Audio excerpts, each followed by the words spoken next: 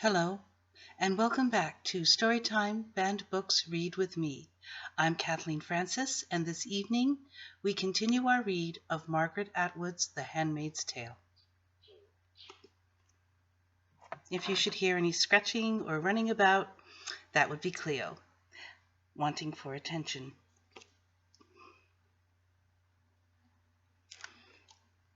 Five. Doubled, I walk the street. Though we are no longer in the commander's compound, there are large houses here also. In front of one of them, a guardian is mowing the lawn. The lawns are tidy. The facades are gracious, in good repair. They're like the beautiful pictures they used to print in the magazines about homes and gardens and interior decoration. There is the same absence of people, the same air of being asleep. The street is almost like a museum, or a street in a model town constructed to show the way people used to live. As in those pictures, those museums, those model towns, there are no children. This is the heart of Gilead, where the war cannot intrude except on television. Where the edges are, we aren't sure. They vary according to the attacks and counterattacks, but this is the center, where nothing moves. The Republic of Gilead, said Aunt Lydia, knows no bounds. Gilead is within you. Doctors lived here once, lawyers, university professors. There are no lawyers anymore, and the university is closed. Luke and I used to walk together sometimes along these streets. We used to talk about buying a house like one of these, an old big house, fixing it up. We would have a garden, swings for the children. We would have children. Although we knew it wasn't too likely we could ever afford it, it was something to talk about, a game for Sundays. Such freedom now seems almost weightless. We turned the corner onto a main street, where there is more traffic. Cars go by, black most of them, some gray and brown. There are other women with baskets, some in red, some in the dull green of the Marthas, some in the striped dresses, red and blue and green and cheap and skimpy, that mark the women of the poorer men.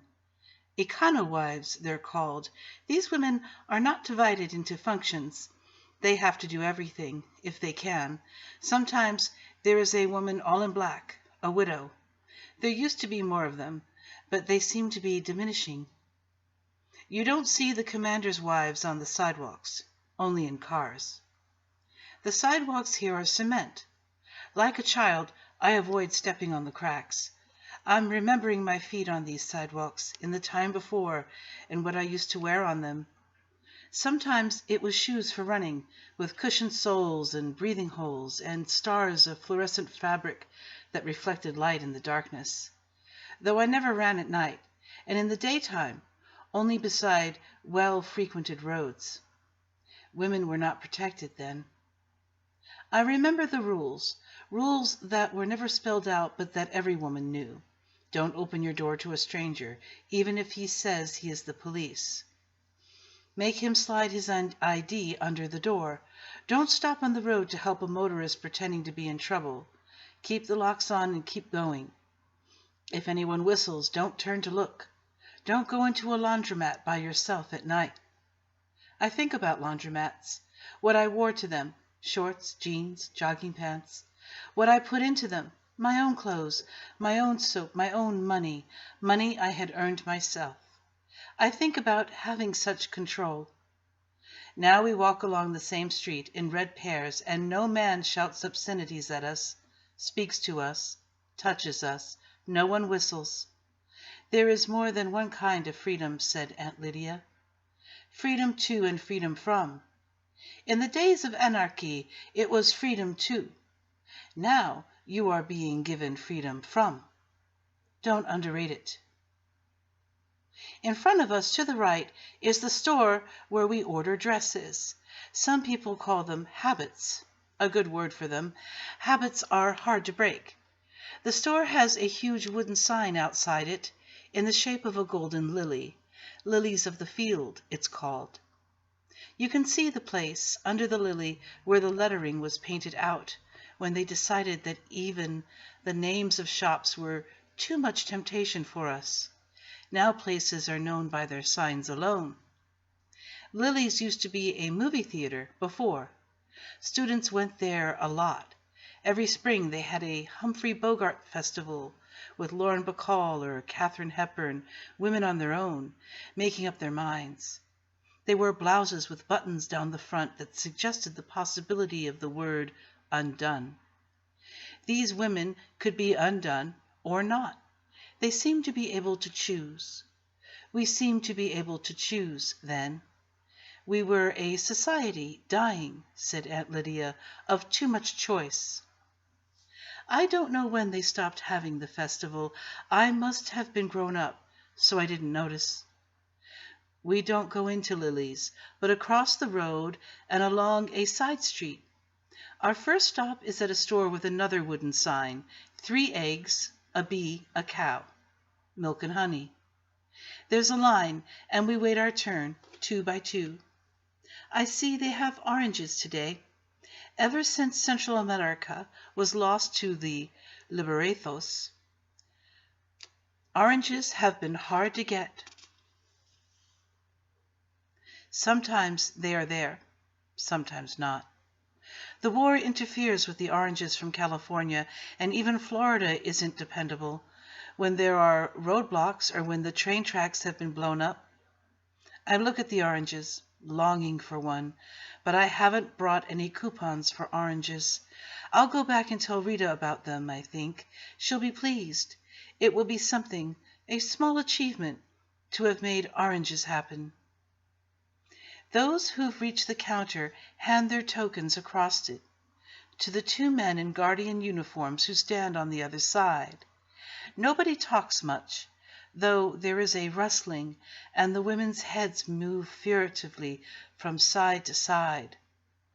Here, shopping is where you might see someone you know, someone you've known in the time before, or at the Red Center. Just to catch sight of a face like that is an encouragement.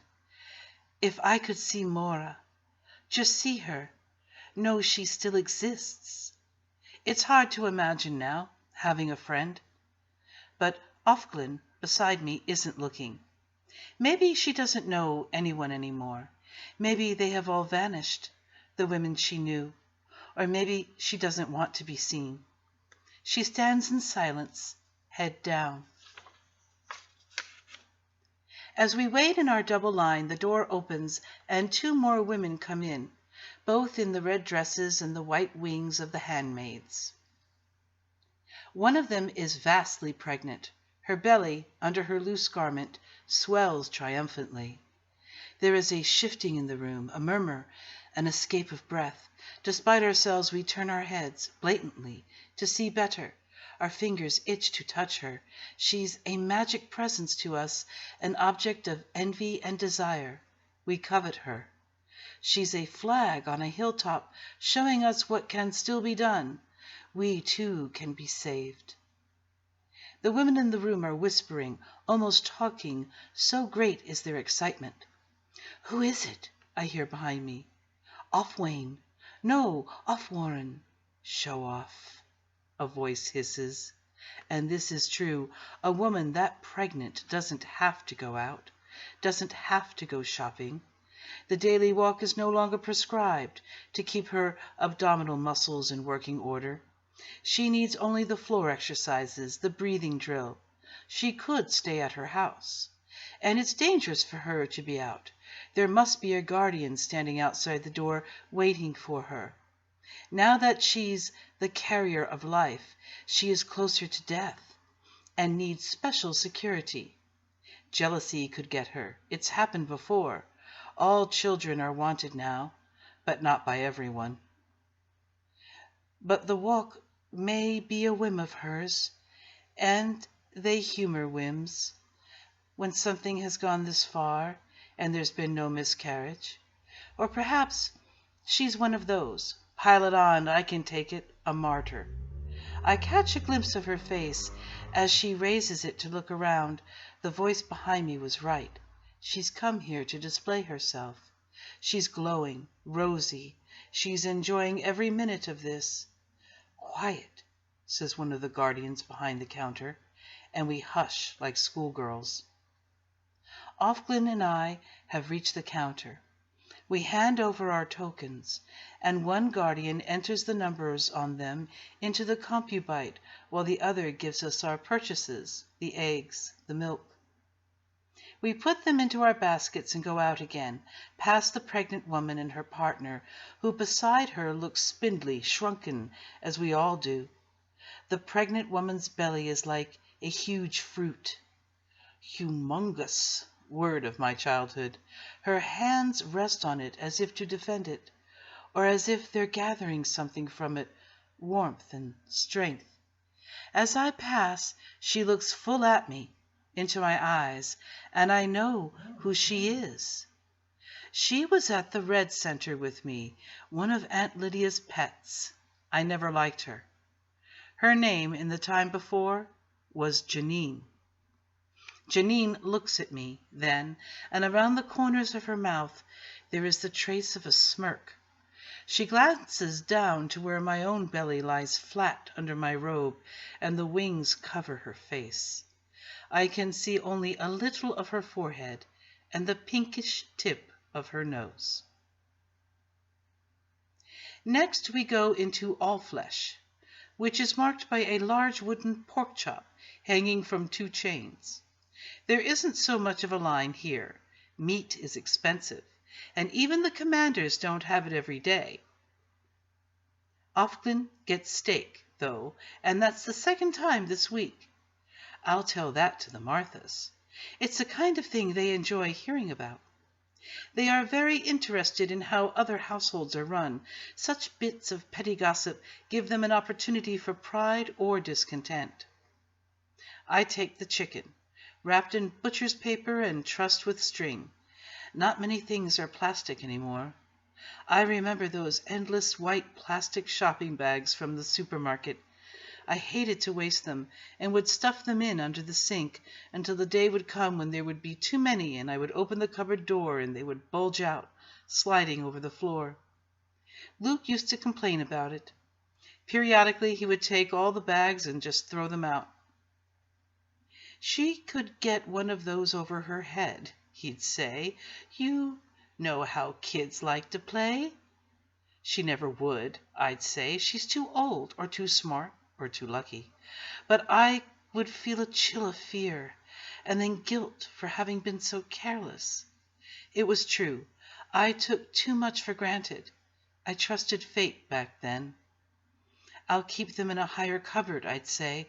"Don't keep them at all," he'd say. We'd never use them for anything. "Garbage bags," I'd say. He'd say, "Not here and now. Not where people are looking." I turn, see my silhouette in the plate glass window. We have come outside then. We are on the street.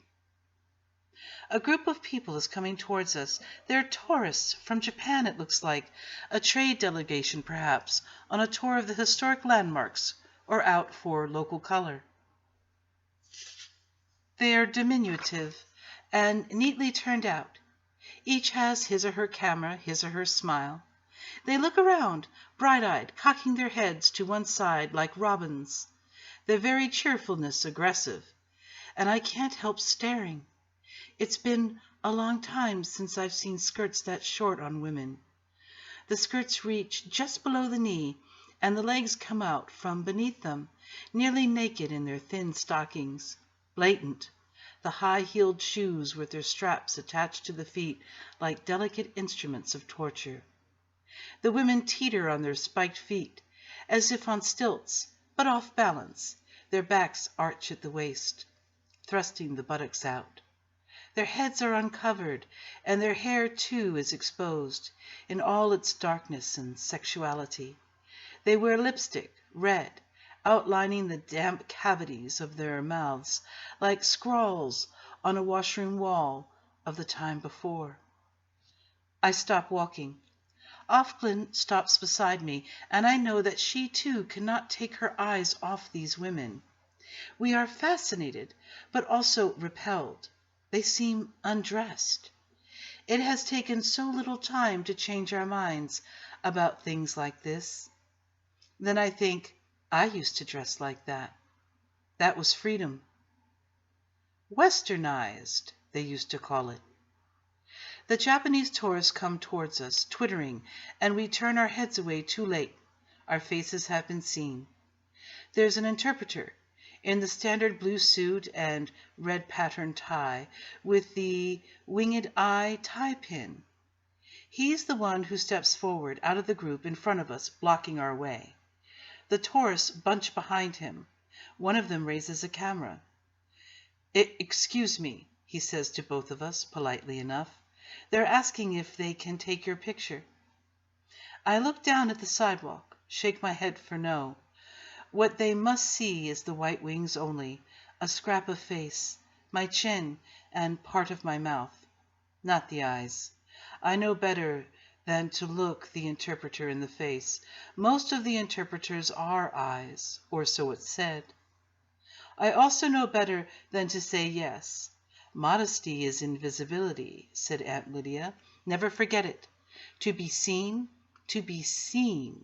is to be, her voice trembled, penetrated. What you must be, girls, is impenetrable. She called us girls. Beside me, Offglin is also silent. She's tucked her red-gloved hands up into her sleeves to hide them. The interpreter turns back to the group, chatters at them in staccato. I know what he'll be saying. I know the line.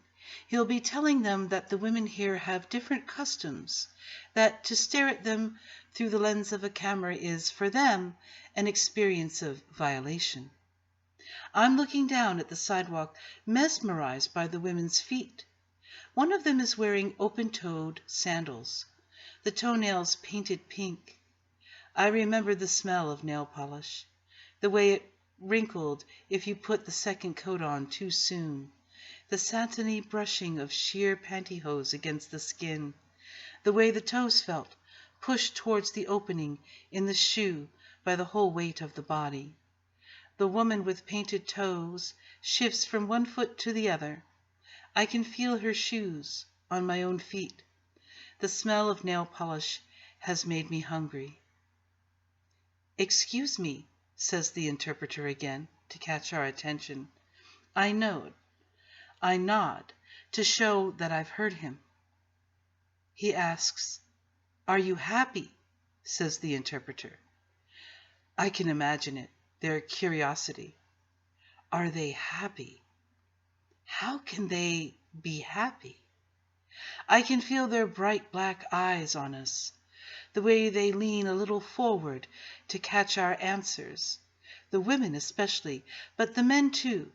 We are secret, forbidden. We excite them. Offglin says nothing.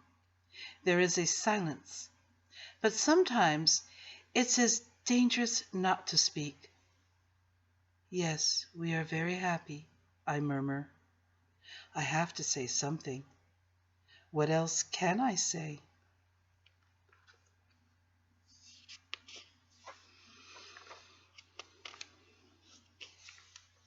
Six.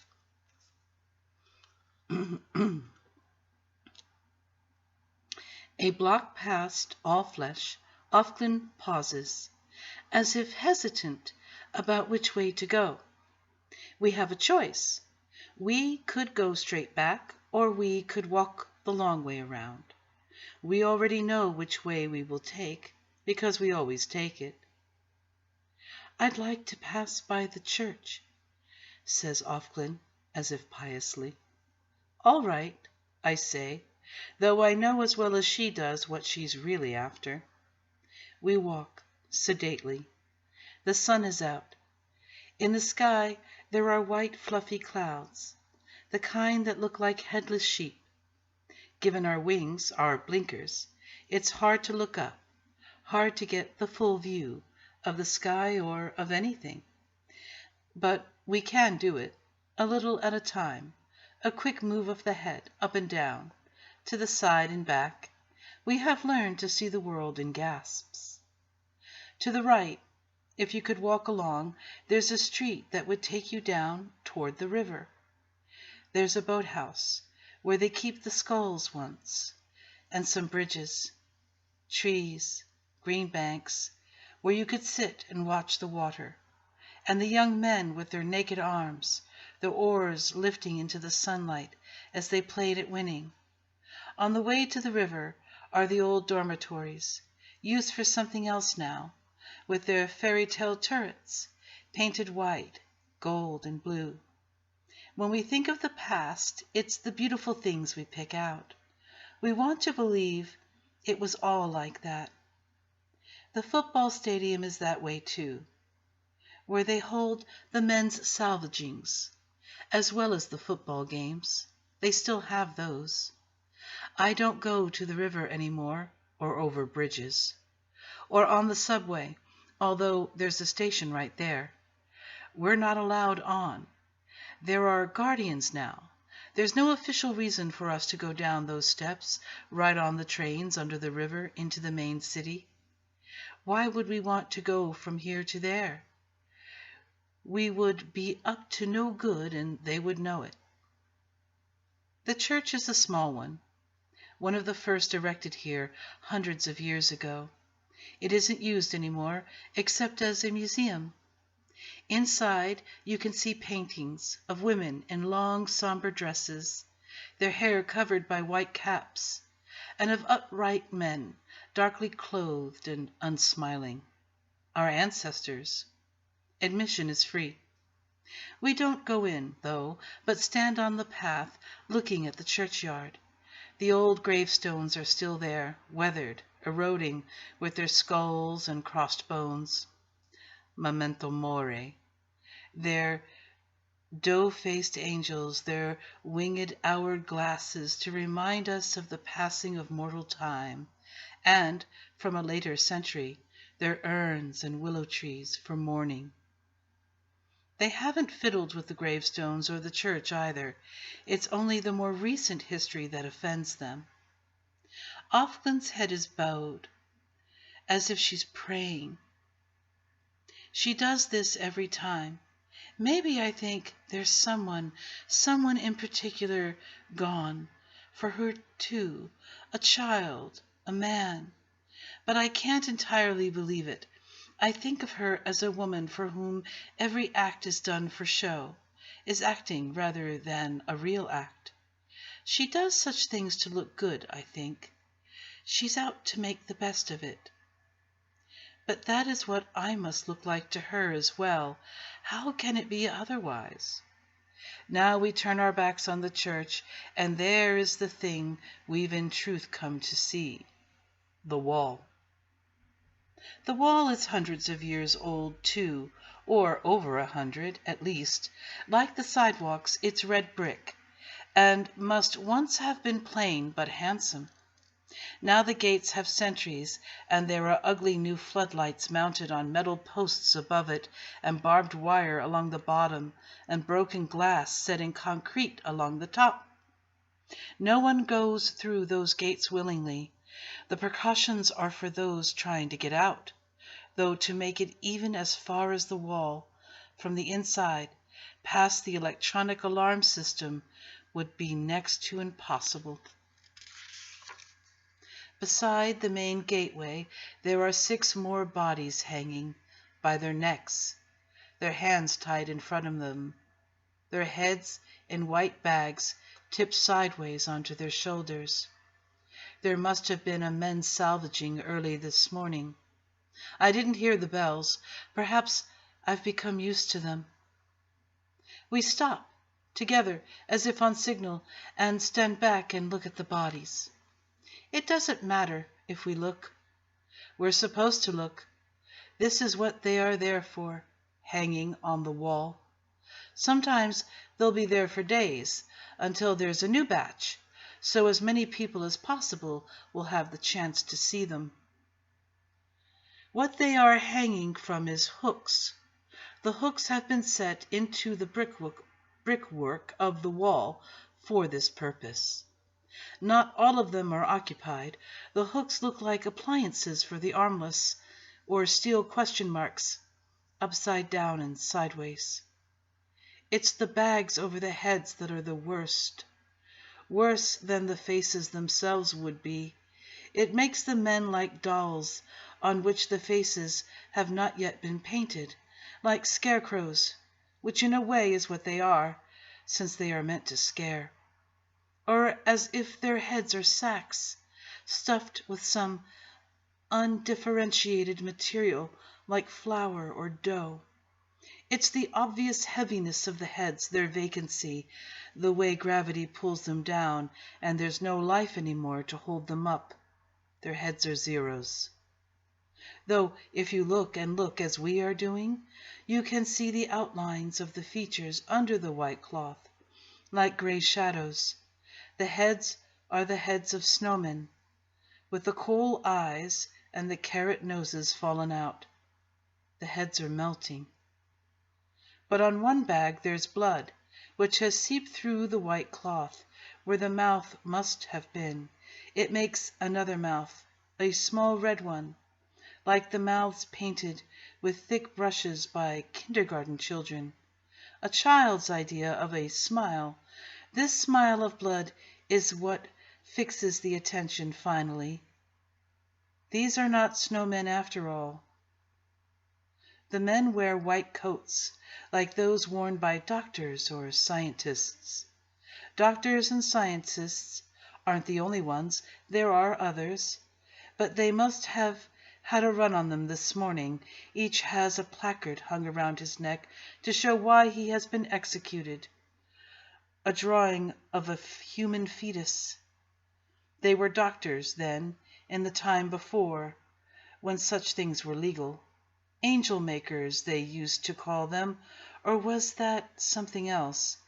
They've been turned up now by the searches through the hospital records, or more likely, since most hospitals destroyed such records once it became clear what was going to happen, by informants, ex-nurses perhaps, or a pair of them, since evidence from a single woman is no longer admissible, or another doctor, hoping to save his own skin, or someone already accused, lashing out at an enemy, or at random, in some desperate bid for safety, though informants are not always pardoned. These men, we've been told, are like war criminals. It's no excuse that what they did was legal at the time. Their crimes are retroactive. They have committed atrocities and must be made into examples for the rest. Though this is hardly needed. No woman in her right mind these days would seek to prevent a birth, should she be so lucky as to conceive. What we are supposed to feel towards these bodies is hatred and scorn. This isn't what I feel. These bodies hanging on the wall are time travelers, anachronisms. They've come here from the past. What I feel towards them is blankness. What I feel is that I must not feel. What I feel is partly relief, because none of these men is Luke. Luke wasn't a doctor. Isn't. I look at the one red smile. The red of the smile is the same as the red of the tulips in Serena Joy's garden, towards the base of the flowers, where they are beginning to heal. The red is the same, but there is no connection. The tulips are not tulips of blood. The red smiles are not flowers. Neither thing makes a comment on the other. The tulip is not a reason for disbelief in the hanged man, or vice versa. Each thing is valid and really there. It is through a field of such valid objects that I must pick my way every day and in every way. I put a lot of effort into making such distinctions. I need to make them. I need to be very clear in my own mind. I feel a tremor in the woman beside me. Is she crying? In what way could it make her look good? I can't afford to know. My own hands are clenched, I note, tight around the handle of my basket. I won't give anything away. Ordinary, said Aunt Lydia, is what you are used to. This may not seem ordinary to you now, but after a time it will become ordinary.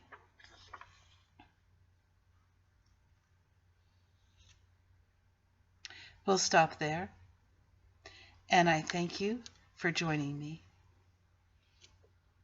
Until next time.